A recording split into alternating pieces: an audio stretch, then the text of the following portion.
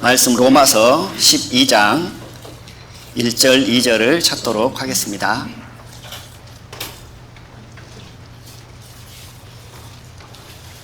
로마서 12장 1절 2절을 제가 읽도록 하겠습니다.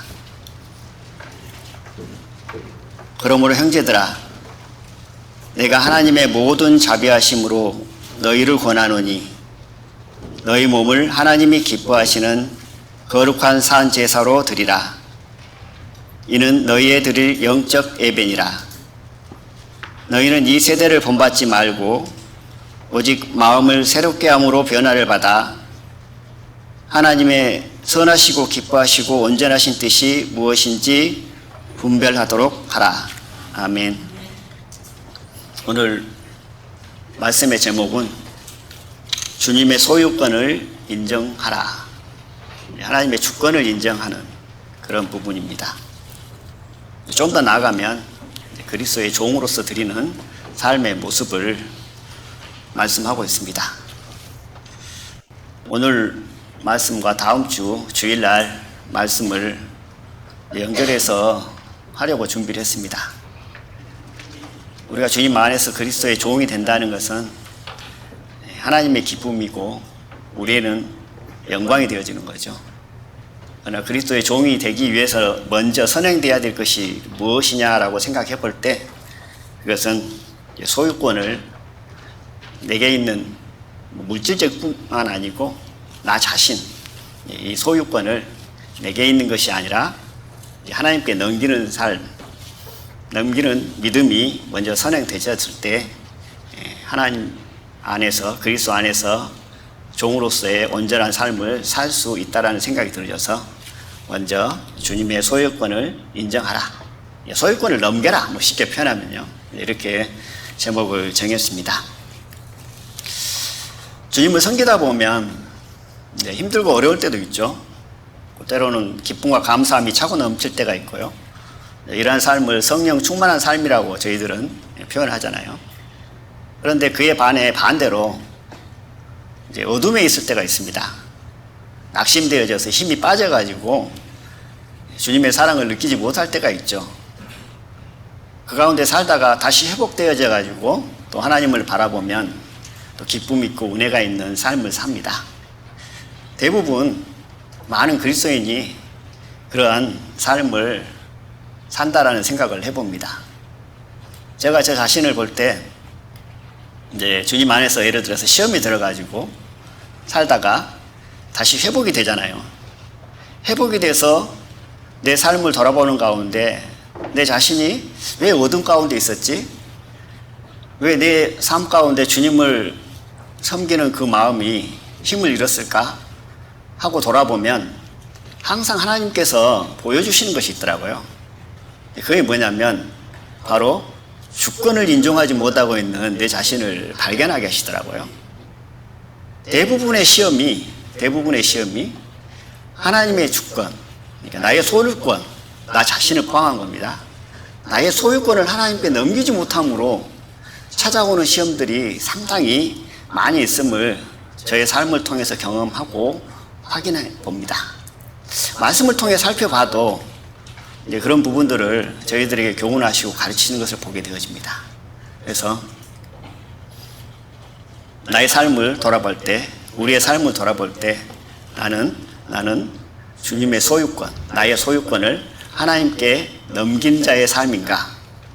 넘겼다면 하나님의 소유권을 현재 이 시점에 인정하고 살아가고 있는가? 라는 그런 부분들을 확인해 보고 이제 소유권을 아직 넘기지 못했다면 이 시간을 통해서 넘기고자 하는 마음으로 주님 앞에 기도해야 되겠고 또 그 소유권을 넘겼다면 현재 나의 마음이, 현재 나의 삶이 그것을 인정하고 살아가는 삶인가 확인하고 그렇지 못한다면 이 시간을 통해서 인정하는 삶으로 주님 앞에 드려지는 그런 삶을 살았으면 좋겠다는 생각이 들어집니다.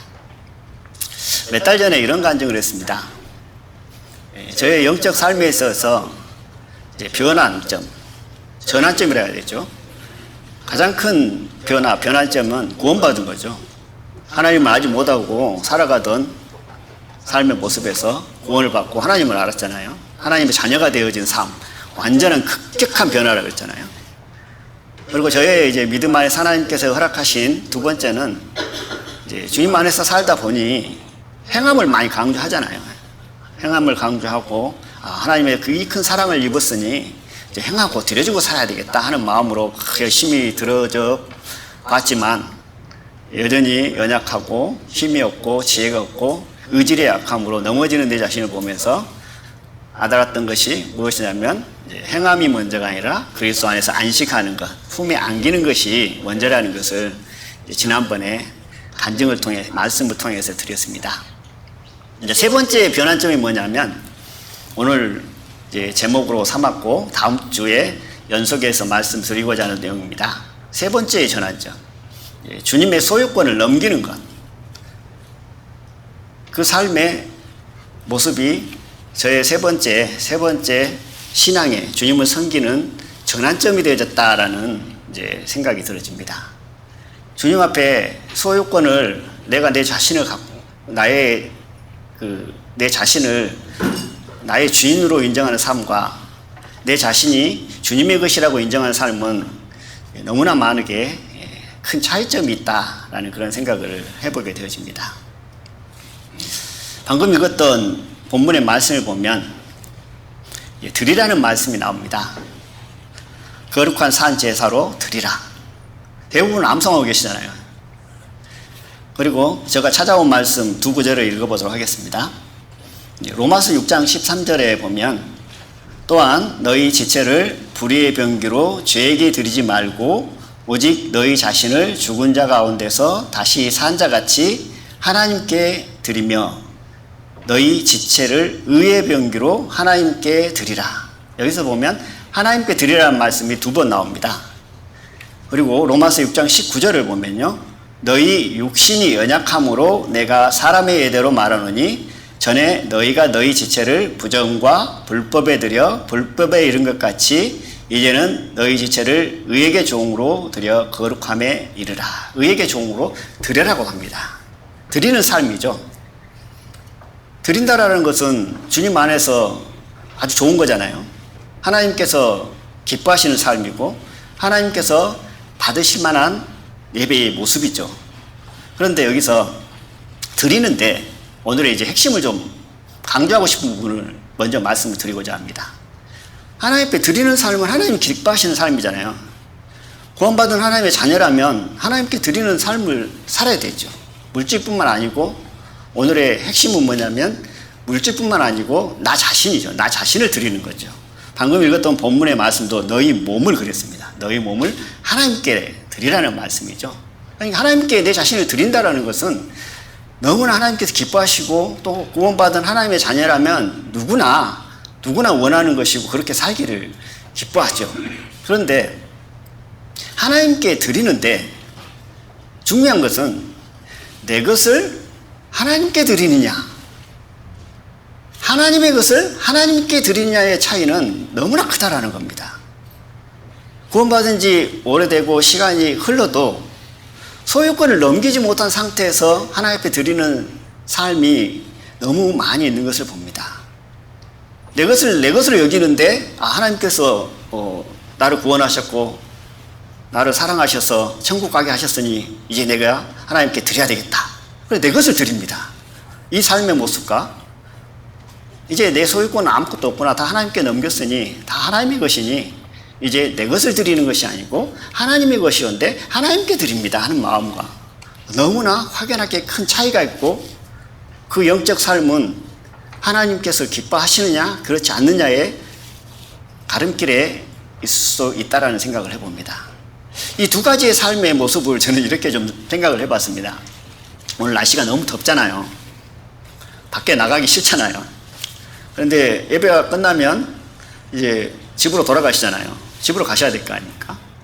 내 것을 하나님께 드리는 삶은 마치 이와 같다 생각 들어집니다. 자전거를 타고 집에 간다고 한번 생각해 보십시오. 이 더운 날.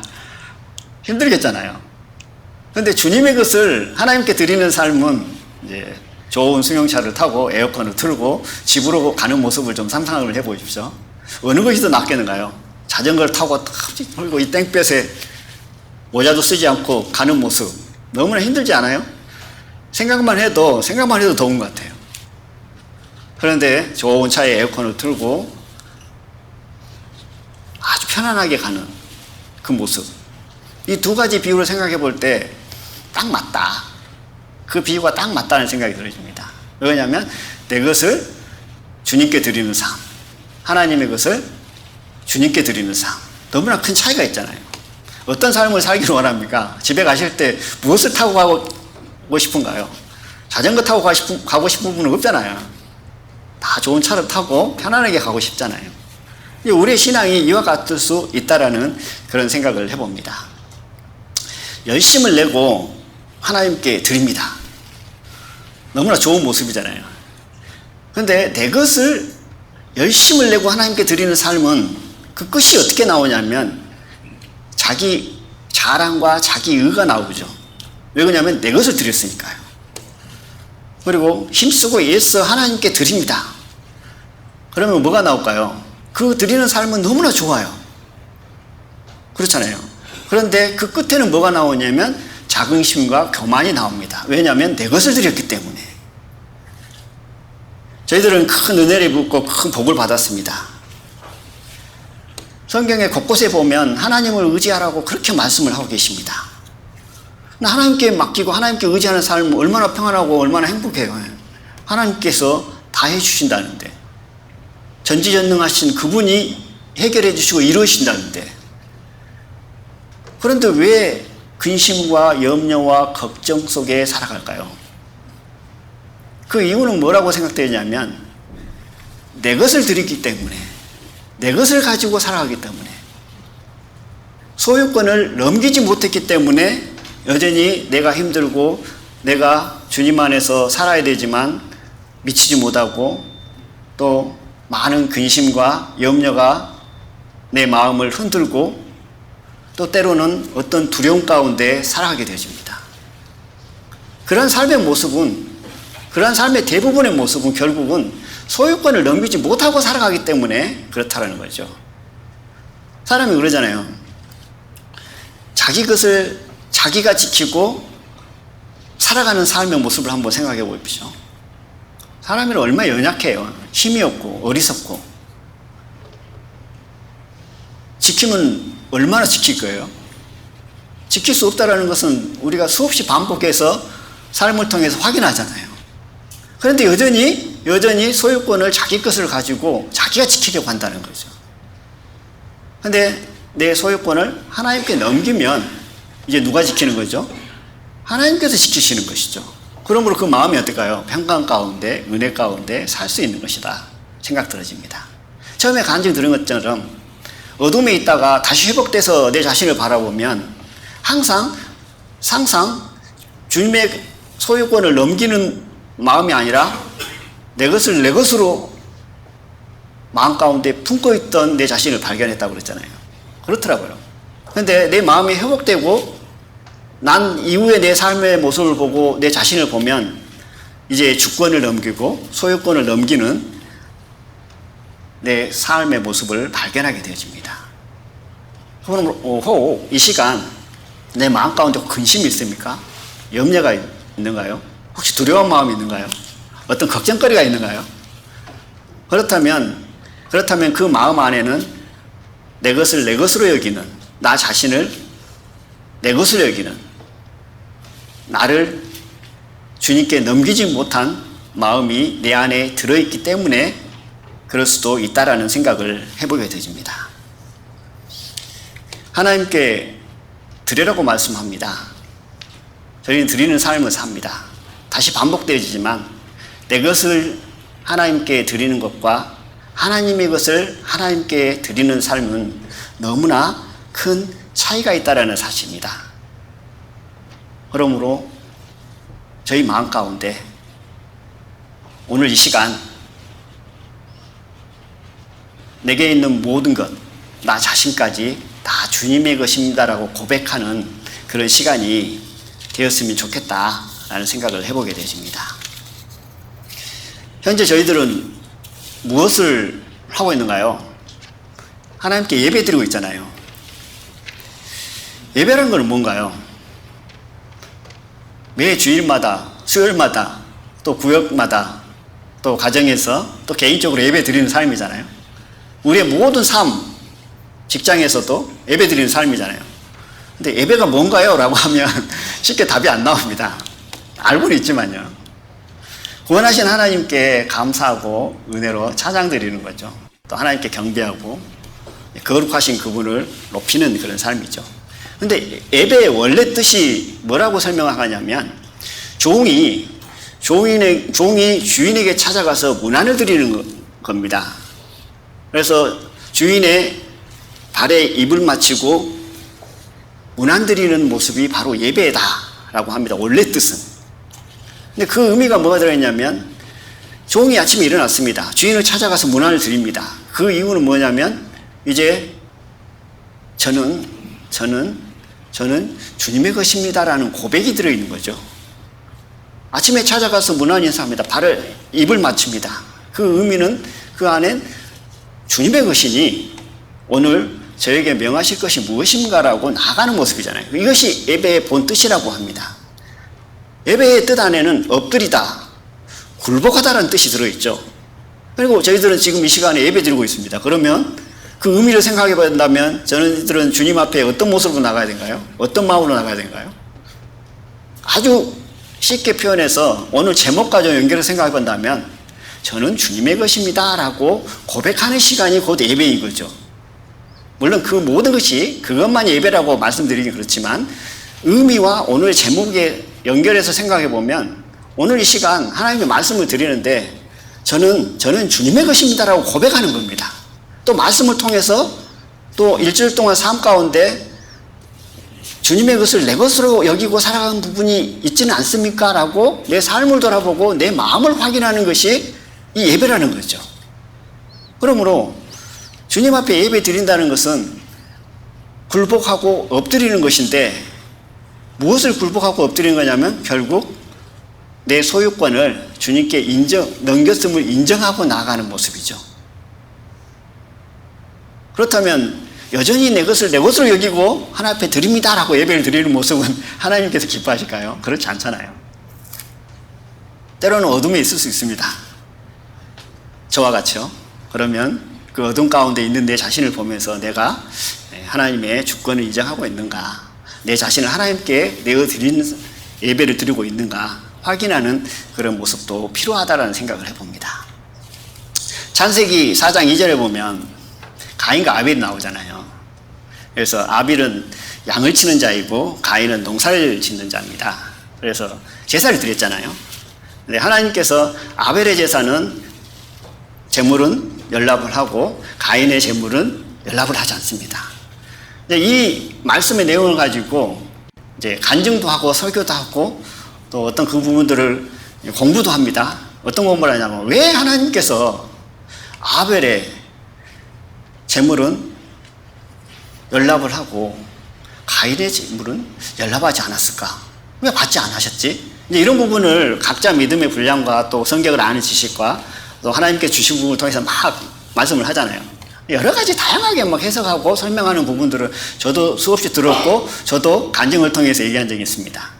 근데 오늘 그 부분을 좀 생각해 보려고 합니다. 아벨은 양과 기름을 하나님께 드렸잖아요. 근데 받으셨단 말입니다. 근데 아벨의 재산을 왜 받으셨는가? 그 부분을 히브리서 4장에 보면 이렇게 말씀을 하고 있습니다. 믿음으로 아벨은 가인보다 더 나은 제사를 하나님께 드렸다고 합니다. 믿음이 들어가 있습니다. 하나님께서 아벨의 제사를 왜 받았는가? 막 많은 직축과 많은 예측을 하지만 결국 히브리서에 보면 믿음으로 드렸기 때문에 하나님께서 연락하시고 받으셨다는 거죠. 그럼 여기서 이 믿음이란 무엇일까요? 믿음. 어떤 믿음으로 드렸기 때문에? 쉽게 생각하면 어떤 사람들은 재물의 종류를 가지고 뭐 양을 드렸으니까 받았고 농산물을 드렸으니까 안 받았다. 막 이렇게 해석도 합니다. 근데 그것은 추측이잖아요. 근데 히브리서에서는 믿음으로 드렸다고 합니다. 그러면 무엇을 믿는 믿음일까요? 히브리서 11장을 찾아보도록 하겠습니다.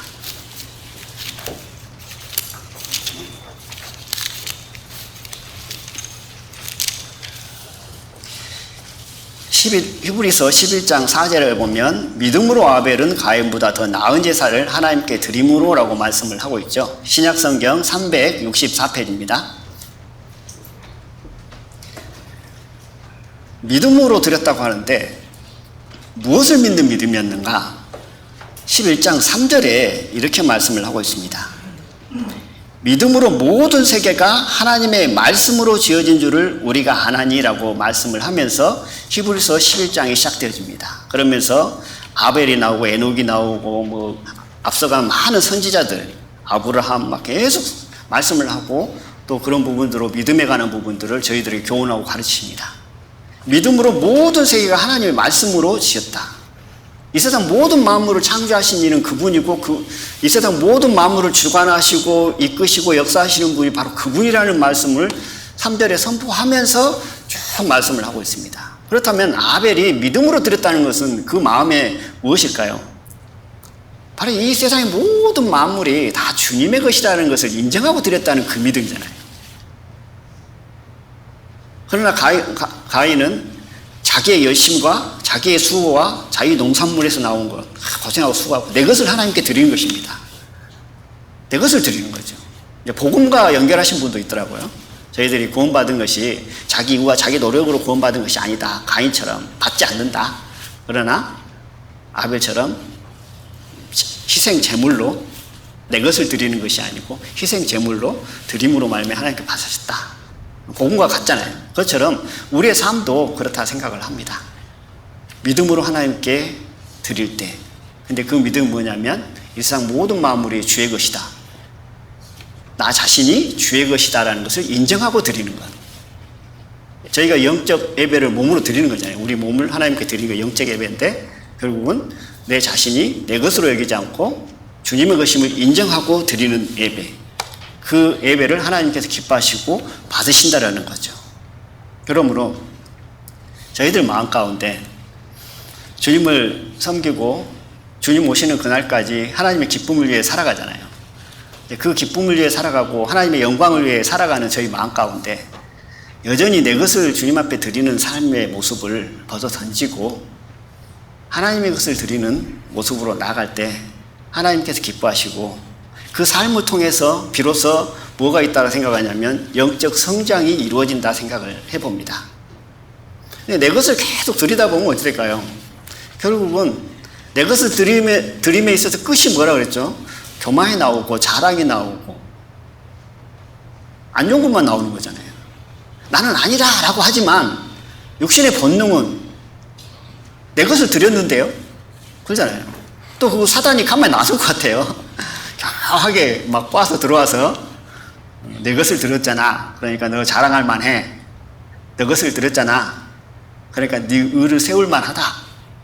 라고 자꾸 이게 정죄를 하면서 속이잖아요. 내 것을 드림으로 말미암아 나타나는 것은 좋지 않습니다. 결국 실망이에요. 무슨 실망이냐면 결국 자기 자신을 또 보게 하시거든요. 하나님께서는. 그러잖아요. 제가 이렇게 교만했습니다. 이래 본 적 없습니까? 살면서 그러잖아요. 하나님 옆에 은혜가 있어서 기쁨으로 감사함으로 막 드렸지만 끝에 나를 돌아보니까 이거 교만한 마음이었구나 라는 것을 확인한 적 있잖아요. 그 확인하는 이유가 뭐냐면 또 하나님께서 확인케 하신 이유가 뭐냐면 네 것을 드리지 말라는 거죠. 하나님의 것을 드리라고 합니다. 그것을 교훈하고 가르친다라는 생각을 해보게 되집니다. 그러면 또 이렇게 생각할 수도 있죠. 이 세상 모든 만물을 하나님이 창조하셨다는 걸 믿지 않는 사람이 어디 있어? 이 세상 모든 것이 다 하나님의 주권하에 있다는 것을 믿지 않는 사람이 어딨냐? 다 안다. 다 믿고 있고. 근데 중요한 것은 알고 있는 것이 아니고 또 믿음으로 끝나는 게 아니고 실제 삶 가운데 내가 그것을 인정하고 살아가느냐가 더 중요한 거잖아요.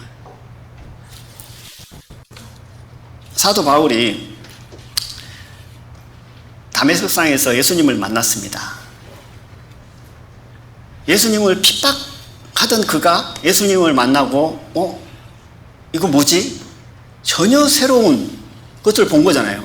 상상도 못했습니다. 사도 바울 입장에서는. 교회를 핍박하기 위해서 막 가고 있는데 느닷없이 예수님께 나타나셔서 왜 나를 핍박하냐라고 말씀을 하니 너무나 당황스러운 거 아니에요, 실장? 사도 바울 입장에 보면 불과 1분 전만 해도 상상도 못했던 일이죠. 그러나 그 일을 겪었습니다. 그 일을 겪고 난 이후에 사도 바울이 어떤 삶을 살았는가요? 내 교회를 위해서, 주님을 위해서, 예수님을 위해서 희생하고 헌신하고 내 것을 여기지 않고 온전히 주님께 드리잖아요. 주님의 것을 드리잖아요. 근데 다메섹상에서 예수님을 만나고 바로 그런 삶을 살지 않았다는 것을 확인시켜주는 말씀이 있습니다. 갈라디아서에 보면 이런 말씀 있잖아요. 1장에 보면 이렇게 말씀하잖아요. 다메섹상에서 예수님을 만나고 자기들이, 사도 바울이 친족과 의논하지 않았다고 합니다. 무엇을 의논하지 않았을까요? 그리고 만나고 난 이후에 사도들을 만나기 위해서 예루살렘으로 가지 않았다고 합니다. 그럼 어디로 갔는가요? 아라비아로 갔다고 합니다. 거기서 3년 반 동안 있었다고 합니다. 왜 3년 반 동안 있었을까요? 이제 뭐 성경에 나와 있지는 않지만 이제 성경 학자들의 추측들을 이렇게 설명을 하고 있습니다. 거기에서 내가 만난 예수님이 진짜 하나님의 아들인가? 내가 저분을 주인으로 섬기기만 한가? 확인하고 확증하고 확신하는 시간을 갖기 위해서 3년 반 동안 친족들과 의논하지도 않고 사도들을 만나기 위해서 예루살렘으로 가지 않았다는 거죠. 3년 반 동안 구약 성경을 통해서 예수님께서 그리스도이심을 확인하고 그분이 나의 주인이고 나의 모든 것을 그분께 드릴 만한 분으로 마음 가운데 확신을 가지고 나왔다. 이렇게 해석하는 분이 있습니다. 저는 그 해석이 옳고 또 그 해석이 저 믿음 가운데 합이 되더라고요. 왜 그러냐면 성경을 보면 이 사람 모든 마음으로 창조하셨다는 말씀이 너무 많이 나오잖아요. 나의 주인은 그리스도라는 것은 너무 많이 나옵니다. 너무 많이 듣습니다. 그러나 사도 바울처럼 들었다고 해서 내 마음 가운데 받아들였다고 해서 삶을 사냐? 그런 게 아니라는 거죠. 그 마음 가운데 확신이 있어야 되고 또 많은 연단과 하나님의 인도하심이 있어야 된다는 거죠. 지난 수요일 날 말씀을 듣는데 내 자녀가 내 자녀인 줄 알았는데 어떤 사건을 통해서 내 것이 아니구나. 소유권을 넘기는 그런 간증의 말씀을 들었습니다.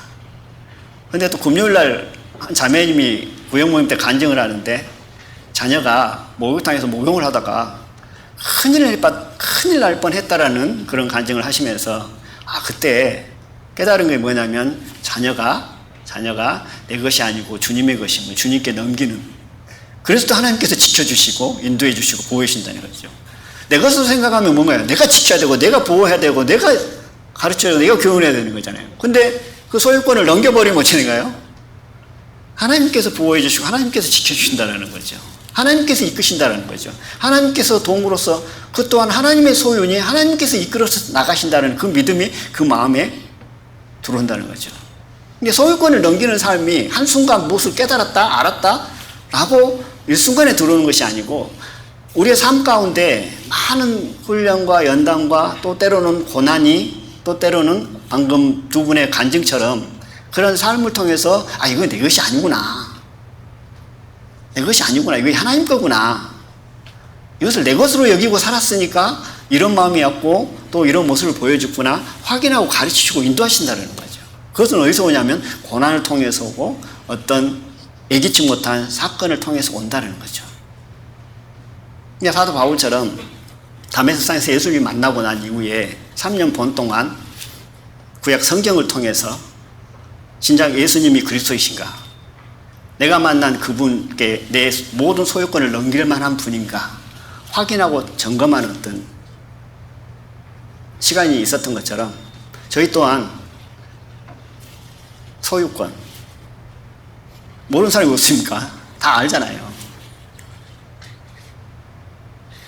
알지만 실제 나의 삶 가운데 넘기는 삶이 되기 위해서는 어떤 고난이 왔을 때 또 어떤 환경을 통해서 또 주님 앞에 말씀을 들고 나갈 때 늘 확인하고 점검하는 그런 모습이 필요하다. 예배가 어떤 의미를 갖고 있잖아요. 굴복하고 엎드리는 뜻과 의미가 들어있다고 했잖아요. 굴복하고 엎드릴 수 있는 사람이 누군가요? 내가 주인이면 굴복하고 엎드릴 수 있는가요? 그렇지 못하잖아요. 내 것이 아님을 인정하는 삶이 내 마음 가운데 있었을 때 주님 앞에 굴복하고 엎드릴 수 있다라는 생각을 해봅니다. 말씀 찾지는 않겠습니다. 제가 한번 읽어보겠습니다. 로마서 1장 6절을 보면 너희도 그들 중에 있어 예수 그리스도의 것으로 부르심을 입은 자니라. 예수 그리스도의 것이라고 말씀합니다. 너희들이 부름을 입었는데 예수 그리스도의 것으로 부르심을 입었답니다. 그리고 로마서 14장 8절에는 이렇게 말씀을 하고 있습니다.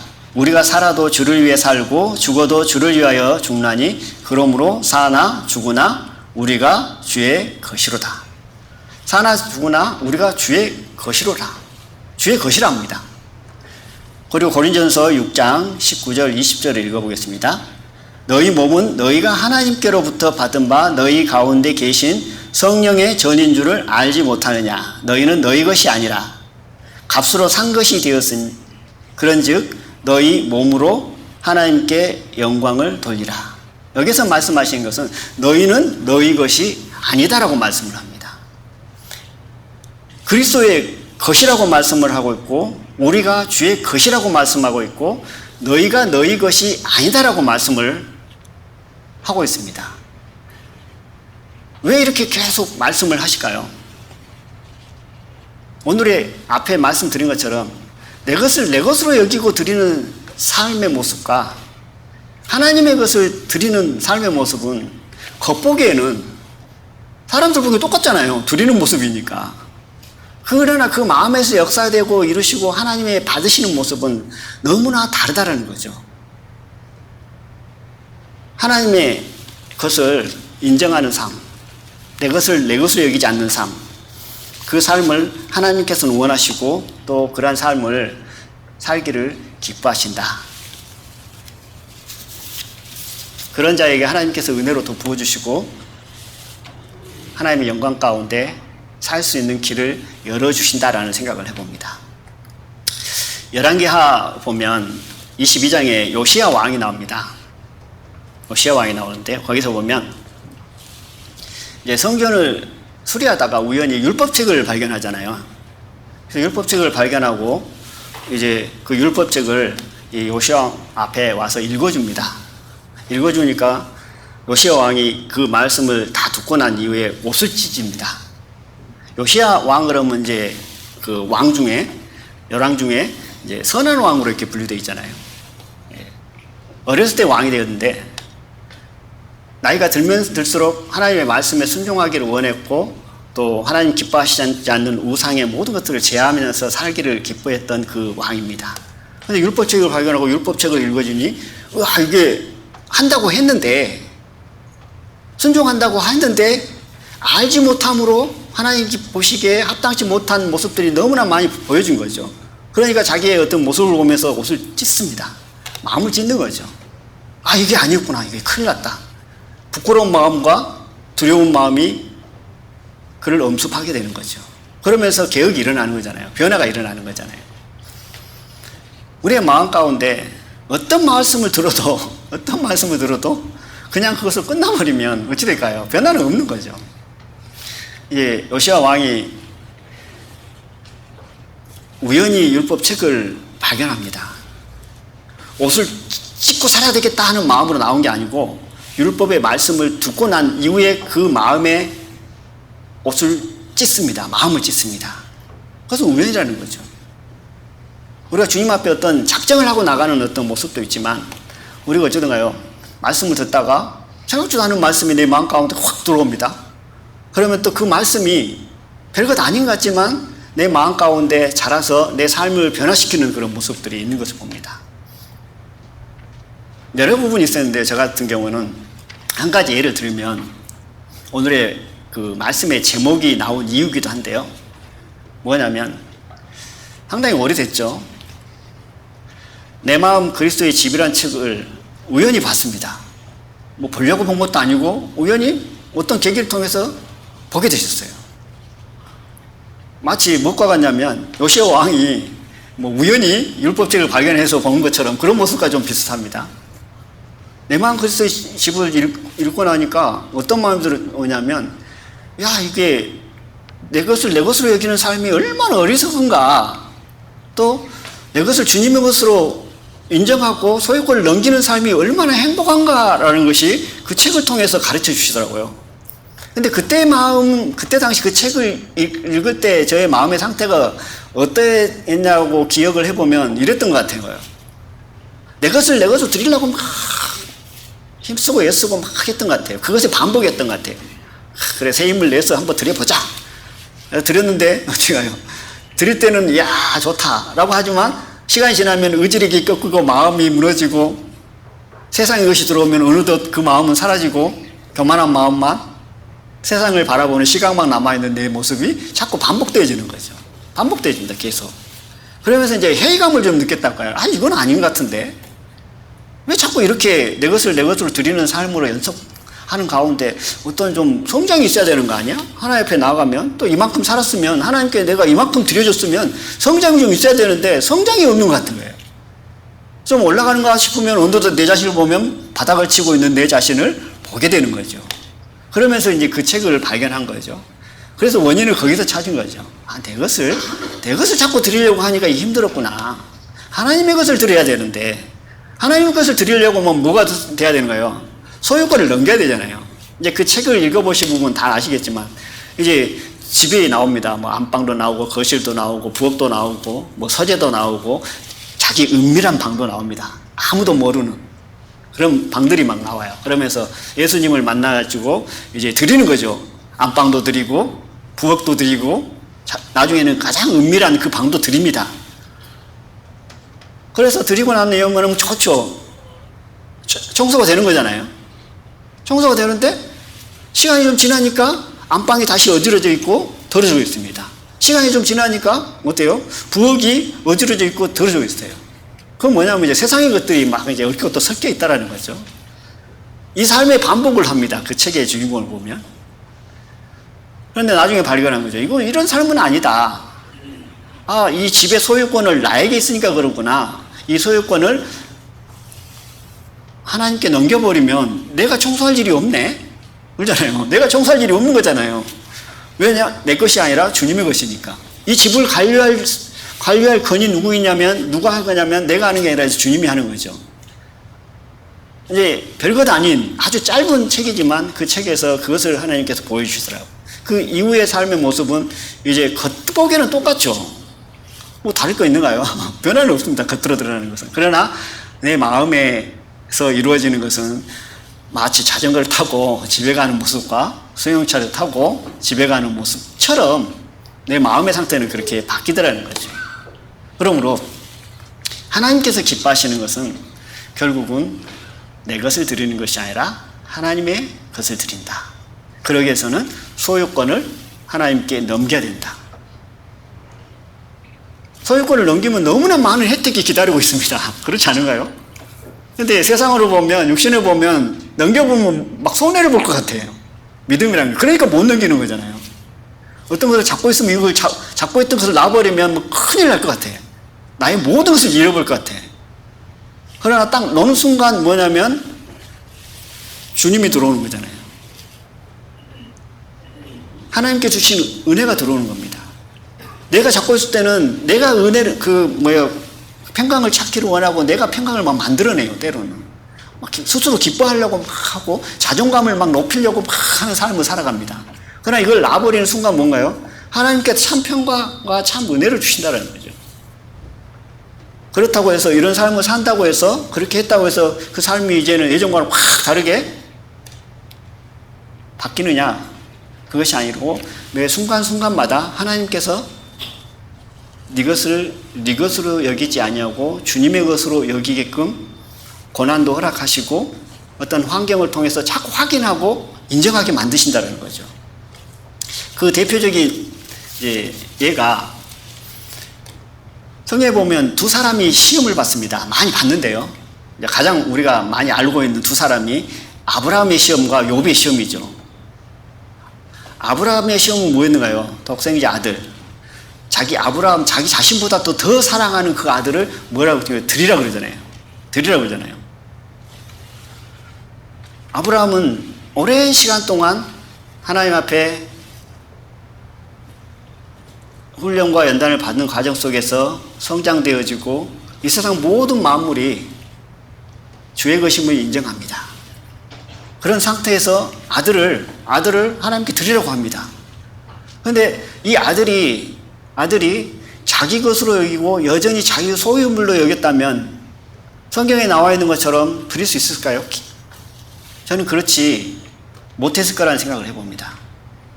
그러나 아브라함의 마음에는 이것은 주님의 것이다.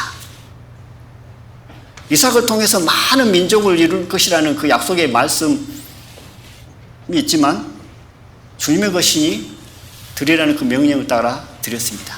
그리고 아브라함의 마음에는 히브리서 보면은 하나님이 능히 죽을 자 가운데 다시 살리실 줄을 생각하고 드렸다고 합니다. 이 세상 모든 만물이 주의 것이고 그 만물을 주관하시고 역사하신 그 하나님을 믿었다는 거잖아요. 죽을 자도 살리실 분이다. 그러므로 주의 것이니 하나님께 드리라고 하니 하나님께 드린다라는 그 믿음이 그 마음에 있었던 것이죠. 그러므로 하나님께서 그 모습을 보고 이제야 네가 나를 경외한지 알았다. 욥의 삶의 모습은 어떤가요? 욥을 시험합니다. 사단이 개입되어 있죠. 그래서 재물과 자녀를 다 잃습니다. 그때 나온 말씀이 뭐냐면 주신 자도 여호와시요 취하신 자도 여호와시니 라는 말씀이 나옵니다. 주신 자도 하나님이고 가져가시는 분도 하나님이라는 거죠. 그 재물과 자녀들 다 잃고 난 이후에 욥기 기록의 목적이 뭐라고 하냐면 어떤 고난받고 신고 여러 가지가 있지만 제가 본 성경책에서는 이렇게 설명을 해놨더라고요. 이제 주석에가 욥기를 기록한 목적, 세상의 모든 사람들은 하나님의 섭리와 통제 아래 있다는 것과 고난을 통해 하나님의 절대 주권을 가르쳐 주기 위해서 기록했다고 합니다. 이 고난을 통해서, 이 욥기를 통해서 모든 주권이 다 하나님께 있다는 것을 보여주기 위해서 기록해 하셨다는 거죠. 욥의 삶을 통해서, 욥기의 말씀을 통해서 내 것을 내 것으로 여기지 않고 다 하나님의 것이라는 것을 인정하고 가르쳐 주기 위해서 욥기를 기록해 하셨다는 겁니다. 얼마나 길어요. 많은 내용이 있습니다. 그러나 그 핵심은 뭐라고요? 내 것이 아니라 하나님의 것이다. 이것을 가르쳐 주는 거죠. 그러므로 모든 주권을 인정하는 가운데 하나님께서 주셨으니 하나님께서 취하신다. 주신 이도 하나님이고 취하셔 가신 이도 하나님이라는 것을 인정하고 살아가는 삶을 살기 위해서 또 그런 삶을 사는 모습을 하나님께서 기뻐하시기에 저희들에게 그 부분을 주셨다는 생각을 합니다. 아브라함과 욥만 시험하는 거 아니잖아요. 하나님을 믿는 자녀들도 시험합니다. 시험 안 받으신 분 있는가요? 자기 욕심에 끌려 받은 시험도 받았겠지만 하나님께서 주신 시험들이 있잖아요. 근데 저도 몇 번 받은 기억이 있습니다. 근데 그 부분보다는 우리의 삶 가운데 하나님의 자녀라면 완전히 시험하신다라는 거죠. 아브라함처럼 욥처럼 또 앞서가 많은 선지들의 어떤 삶의 모습처럼 시험하신다는 거죠. 무엇을 시험하냐 하면 네 것이냐 내 것이냐라는 겁니다. 선택하라는 거죠. 인정하라는 겁니다. 그러나 그걸 인정하지 못하고 끝나버리는 어떤가요? 그 시험은 별 의미 없이 끝나버리는 시험이잖아요. 그런 어떤 사건을 통해서 하나님께서 허락하신 그 환경을 통해서 시험하실 때 이거 내 것이냐? 아니 주님의 것입니다라고 나갔을 때 하나님께서는 은혜로 주시는 것을 봅니다. 저희 간증보다는 워치만이 잘 아시잖아요. 워치만이에게 사랑하는 여인이 한 명 생겼습니다. 애인이라고 그러죠. 그 여자분과 그 자매와 결혼하고 싶어요. 너무나 사랑했어요. 그래서 하나님께 기도를 했습니다. 저 자매와 결혼을 해서 하나님을 섬기겠습니다. 저 자매를 하나님께서 허락하신 것 하면 그 어떤 곳에 가서 또 복음을 전하라고 하면 전하겠습니다. 하고 기도를 합니다. 근데 하나님께서 허락지 안 해요. 어떻게 허락지 않으시냐면 마음에 계속 꺼림을 주십니다. 그리고 하나님과 본인의 어떤 간극이 점점 막 멀어짐을 느껴요. 그런 기도를 하면 할수록 저 연을 사랑합니다. 저 연만 주시면, 저 자매만 저를 아내로 삼게 하시면 제가 어떤 일을 목숨이라도 바치겠다라는 그 마음으로 나아가는데, 드리겠다고 나가는데 희한하게 하나님과 점점 더 멀어짐을 느낍니다. 그런데 하나님을 믿는 자녀가 하나님과 멀어지는 것 같이 힘든 게 어디 있어요? 하나님이 점점 멀어지게 느껴지는 그 마음같이 힘든 게 어디 있는가요? 외부적인 환경도 힘들지만 그보다도 그 마음 안에서 하나님과 점점 멀어진다는 느낌이 오면 정말 힘들잖아요. 근데 이 월치만이는 결국은 뭐 하죠? 포기를 하잖아요. 포기를 하고 버립니다. 마음에서 버리는 거죠. 하나님께서 허락하시면, 또 허락하시지 않으면 하겠습니다 하고 고백을 하고 나옵니다. 그 순간 어떤 일이 그 마음에 일어나 버리냐면 본인이 드리겠습니다. 목숨까지도 드리겠습니다. 복음을 위해서 어디든지 가겠습니다. 그 마음. 그러나 결국 그 삶에서는 열매가 안 맺힌 거죠. 드리겠습니다 하고 그렇게 나가지만. 그러나 그 마음 한구석에 주님보다 더 사랑했던 그 연을 포기함으로 말미암아 하나님의 모든 것을 맡기고 나감으로 말미암아 그 마음에 충만함이 일어나고 길거리에 나가서 복음을 전하는데 많은 영혼들이 구원의 역사가, 하나님의 역사가 일어나는 것을 이제 간증하는 그런 모습들이 나옵니다. 이게 결국 뭔가요? 하나님의 모든 주권을 인정하는 가운데 내 것을 내 것으로 여기지 않고 하나님의 것으로 인정하고, 주신 이도 하나님이시고 주의 가신 분도 하나님이라는 것을 인정하고 나왔을 때 하나님과의 나와의 간극이라고 그렇게 표현했더라고요. 이제 가까워지는 거예요. 그러나 내 안에 주님보다 더 사랑하는 무엇이 들어가 있다면 내 것을 내 것으로 여기는 것이 많으면 많을수록 이 간극은 멀어지는 거잖아요. 그렇다고 무엇이 된 거예요?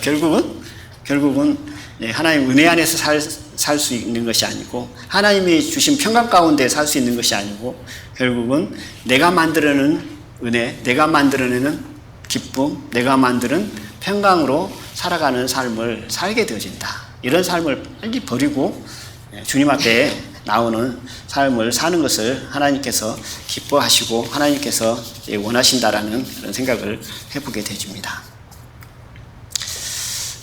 말씀 한 구절 읽고 마치도록 하겠습니다. 역대상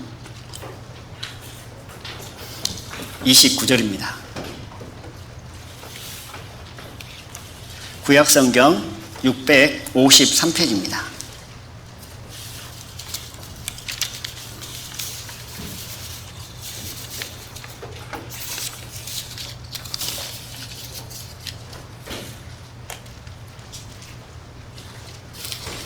좀 길지만 29장 10절로 14절까지 제가 읽도록 하겠습니다. 다윗이 온 회중 앞에서 여호와를 송축하여 가로되 우리 조상 이스라엘의 하나님 여호와여, 주는 영원히 송축을 받으시옵소서. 여호와여, 광대하심과 권능과 영광과 이짐과 위엄이 다 주께 속하였사오니 천지에 있는 것이 다 주의 것이로소이다. 여호와여, 주권도 주께 속하였사오니 주는 높으사 만유의 머리심이이다. 부와 귀가 주께로 말미암았고 또 주는 만유의 주제가 되사 손에 권세와 능력이 있사오니 모든 자를 크게 하심과 강하게 하심이 주의 손에 있나이다. 우리 하나님이여, 이제 우리가 주께 감사하며 주의 영화로운 이름을 찬양하나이다. 나와 나의 백성이 무엇이간데 이처럼 즐거운 마음으로 드릴 힘이 있었나이까. 모든 것이 주께로 말미암아 싸우니 우리가 주의 손에서 받은 것으로 주께 드렸을 뿐이니이다. 아멘. 즐거운 마음으로 드릴 수 있었던 것은 내 것을 드리는 것이 아니고 하나님의 것을 드림으로 말미암아 기쁜 마음으로 드릴 수 있었다고 합니다.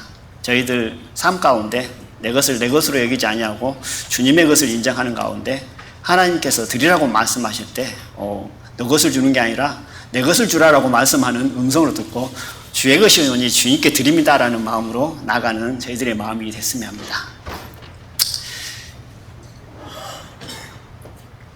다음 주에는 연결해서 말씀을 드리고자 하는데요. 저희들은 그리스도의 종이잖아요.